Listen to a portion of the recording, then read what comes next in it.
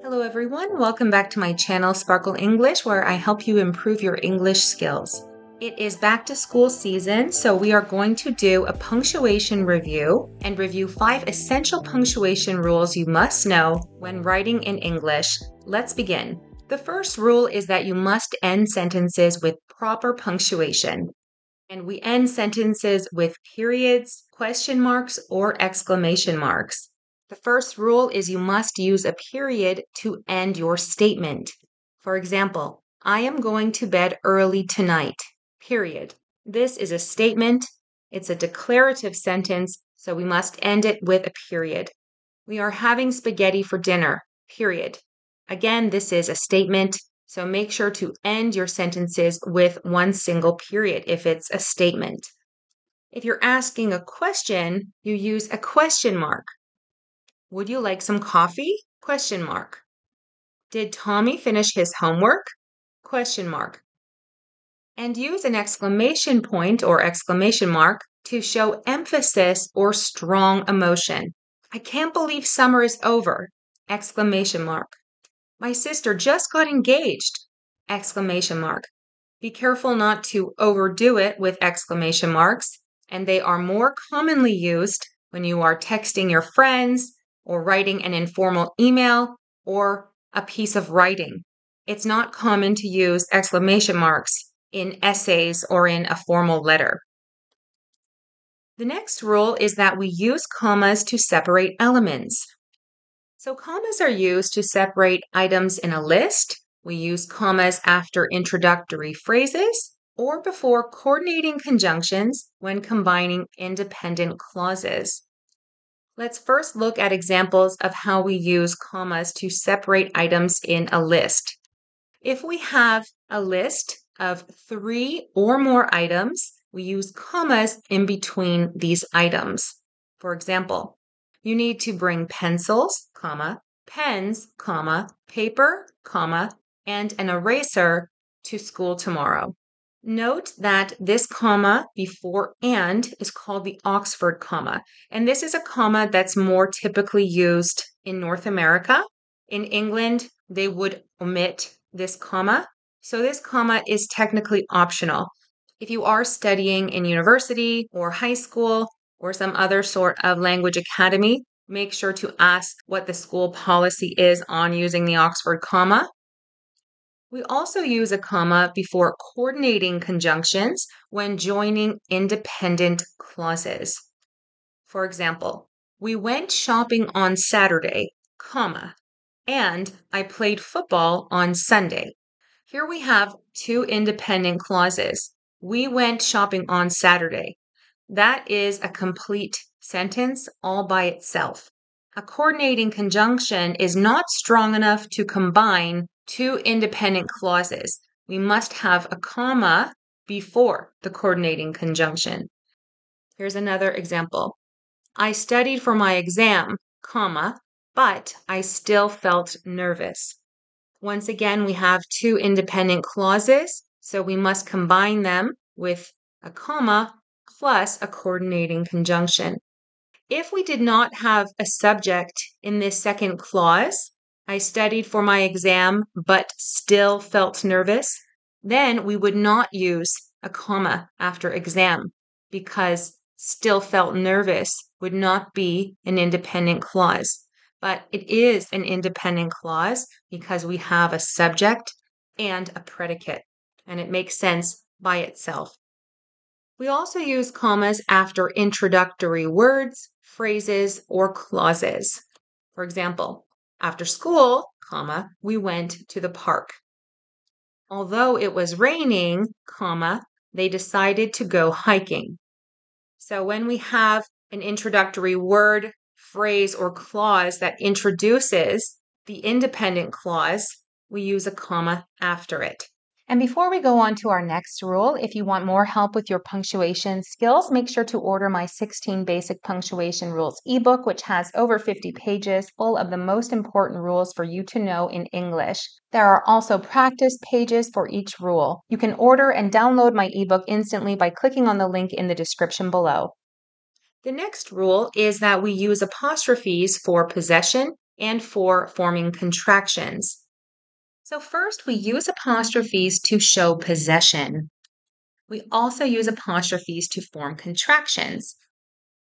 Here's an example of an apostrophe used to show possession. Bob's backpack is upstairs in his bedroom. In English, we add apostrophe S to show possession. So Bob's backpack, this means the backpack that belongs to Bob. It is his backpack.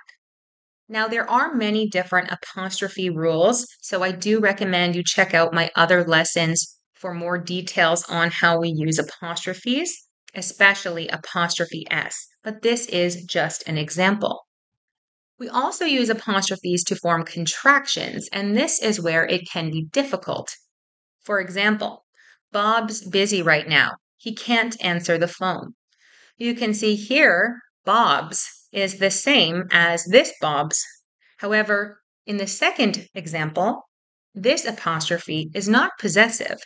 We're using an apostrophe to form a contraction. Bob's busy.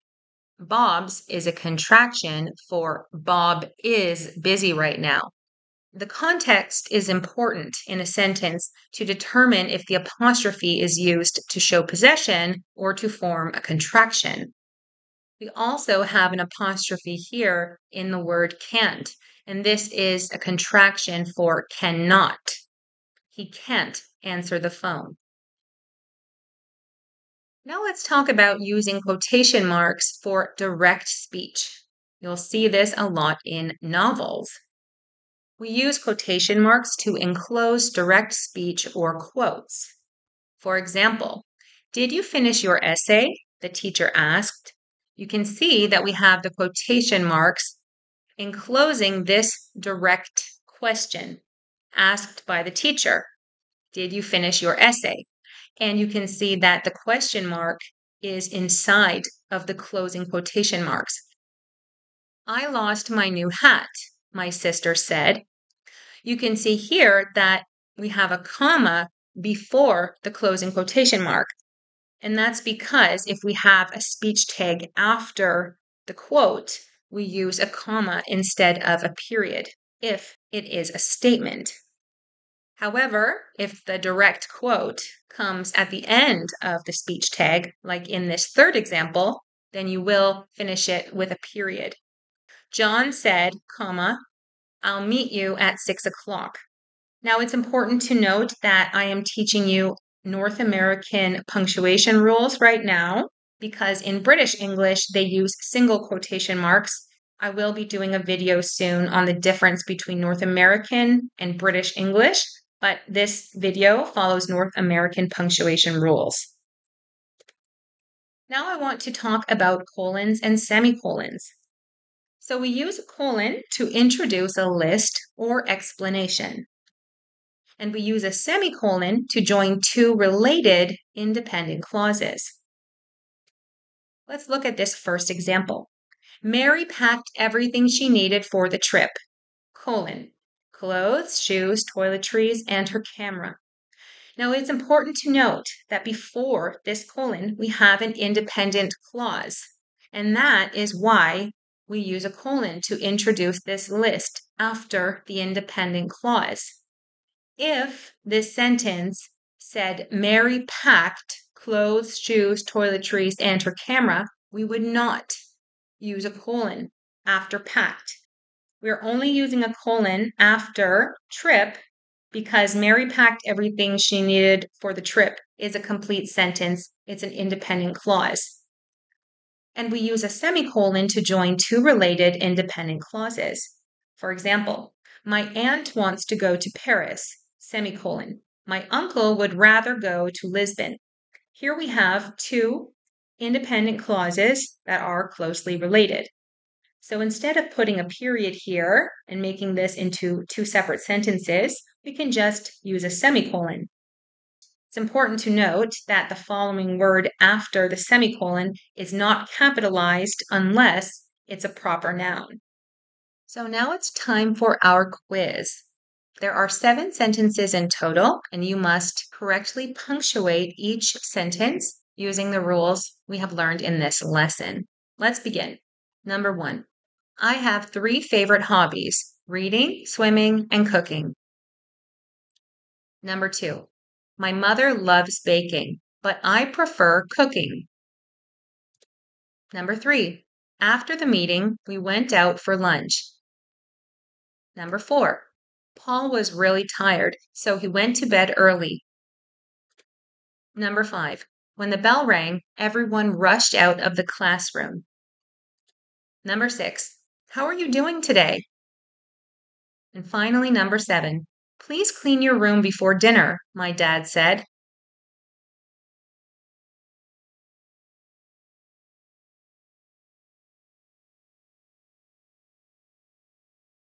Okay, so in number 1, we first have to add a colon after hobbies. And that's because we use a colon to introduce a list after an independent clause. I have 3 favorite hobbies is an independent clause, and this colon is going to introduce the following list. The colon is a way of saying, and these hobbies are. Remember, there's a space after the colon. Now we must add commas because we have a list of 3 or more. So we add a comma after reading and after swimming. Again, this comma before and is optional. It's the Oxford comma. We use that in North America. And finally, we end this sentence with a period because it's a statement. Number 2, my mother loves baking, but I prefer cooking. We're going to add a comma after baking before the coordinating conjunction but. And that's because we use a comma before coordinating conjunctions when joining 2 independent clauses. My mother loves baking is one independent clause, and I prefer cooking is another. Finally, we end this sentence with a period because it is a statement, so now it's correct. Next, in number 3, we have to add a comma after meeting. After the meeting, comma, we went out for lunch. And that's because we use a comma after this introductory phrase, after the meeting. And we end this sentence with a period because it's a statement. Number 4, we add a comma after tired. Paul was really tired, comma, so he went to bed early. That's because so is a coordinating conjunction that combines 2 independent clauses. And we add commas before the coordinating conjunction when combining 2 independent clauses. We will end this sentence with a period because it is a statement. Number 5, when the bell rang, comma, everyone rushed out of the classroom. We have to use a comma after the introductory clause when the bell rang. And we end this sentence with a period. Number 6 is quite simple. How are you doing today? Here we just have to add a question mark at the end because this is a question. Now, number 7, we have a direct quote. Please clean your room before dinner. So we're going to add quotation marks before please. Please clean your room before dinner. Then a comma and then closing quotation marks after the comma. Remember, there should be a space before my. My dad said, followed by a period.